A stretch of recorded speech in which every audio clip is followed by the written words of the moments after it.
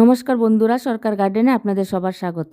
বন্ধুরা, এই ভিডিওতে আমরা শিখব লেবু গাছে ঠিক কিভাবে ফুল আনতে হয়। গাছের মধ্যে ফুল আনার প্রথম স্টেপ হচ্ছে পেস্টিসাইড ও ফাঙ্গিসাইড ব্যবহার করে রোগ পোকা দমন করে গাছটিতে ফুল আনবো। রোগগ্রস্ত গাছে ফুল আসবে না, তার জন্য ঘরে তৈরি করা পেস্টিসাইড আর আমি ব্যবহার করি ফাঙ্গিসাইড হিসেবে সাব পাউডার। দ্বিতীয় স্টেপ, যখন গাছে ফুল আসার সময় হবে তখন গাছের গোড়াতে জল কম দিব।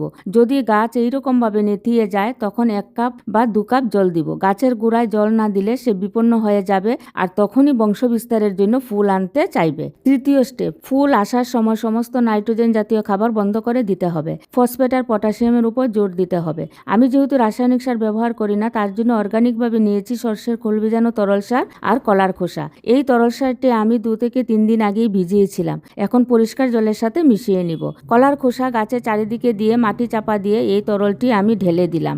এই পদ্ধতিটা ফুল না আসা পর্যন্ত প্রত্যেক সপ্তাহে একবার করে ব্যবহার করতে হবে।